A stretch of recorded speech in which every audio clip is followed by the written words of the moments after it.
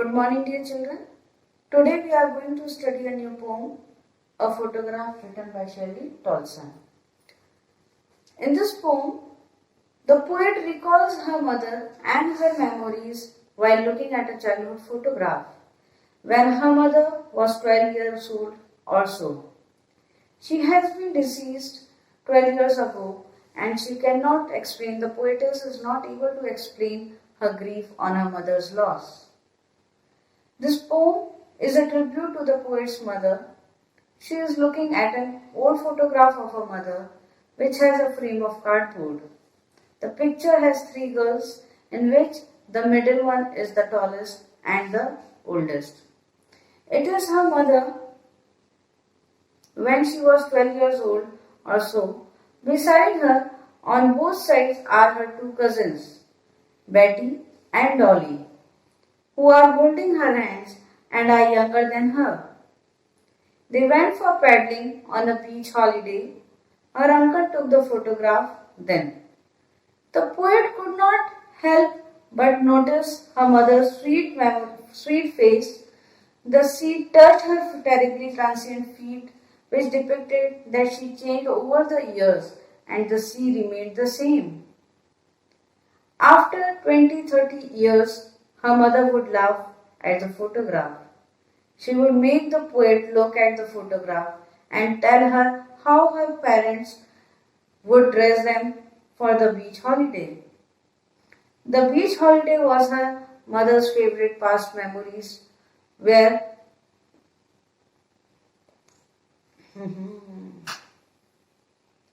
while her laugh was the poet's favorite memory. Both of them lost something which they cherished a lot and yet cannot live that moment again. Those sweet moments were memories now. The poet's mother had been dead for the last 12 years, which is the same number as of her age when the photograph was taken. She cannot express the grief that she has from her mother's absence. So this is the summary of the poem. Now we will go through the line by line explanation of the poem. I am reading the lines and then I am going to the explanation. The cardboard shows me how it was when the two girl cousins went paddling, each one holding one of my mother's hands and she, the big girl, some 12 years or so. In these lines, the poet is looking at an old photo album which is made up of cardboard.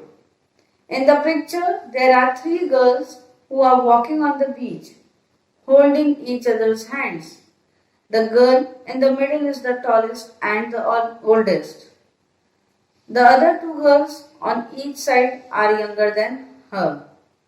The girl in the middle is the poetess' mother. She is around 12 years old when the picture was taken. Now we will see from the line 5 to 9. All three stood still to smile through their hair at the uncle with the camera, a sweet face, my mother's, that was before I was born, and the sea, which appears to have changed less, washed their terribly transient feet. In the above lines, the poet describes how the photograph was taken. Her mother's uncle took the photograph and told them to stop and pose. All three of them left their wet hair open and smiled at the camera.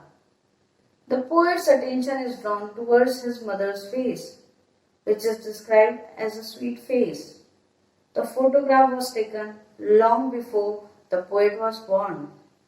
The poet calls their feet terrible transient, as they were so young by then and now they had grown older. On the other hand, the sea which touched their feet has changed less. So the changes in the sea are nil, but there are drastic change in the physique of the mother and her cousins. We will see another next lines. Some 20-30 years later, she would laugh at the snapshot, See Betty and Dolly, she would say, and look how they dressed as for the beach. The sea holiday was her past, minus her laughter. Both rhyme with the labored ease of loss. Rhyme means ironic, mocking. So, after 20-30 years later, she would laugh at the photograph. She would tell me, look at her cousins, see Betty, see Dolly, and how their parents would dress all three of them for the beach. They would have planned to take a photograph beforehand. The poet recalls the sea holiday was her mother's favorite moment from the past, while the poet's favorite moment from the past was her mother's laughter. See, the photograph is same, but there are two different memories. For the poet, the memories of her mother cherishing the moments of the photograph is precious, and for the mother, the moments spent at that time when she was playing in the beach along with her cousins, that is precious. So both the women would think about those past memories which they cannot live again. They try their best to adjust to what they lost. Now we will see the last paragraph. Now she is being dead nearly as many years as that girl lived. And of this circumstance there is nothing to say at all. Its silences. Silences means a complete absence of sound. So in the above lines, the poet says that her mother died 12 years ago, the same age her mother was in the photograph. Whenever the poet thinks of her mother's death, she cannot explain what effect she has of her mother's death. Death has silenced her mother, which has also left her speechless.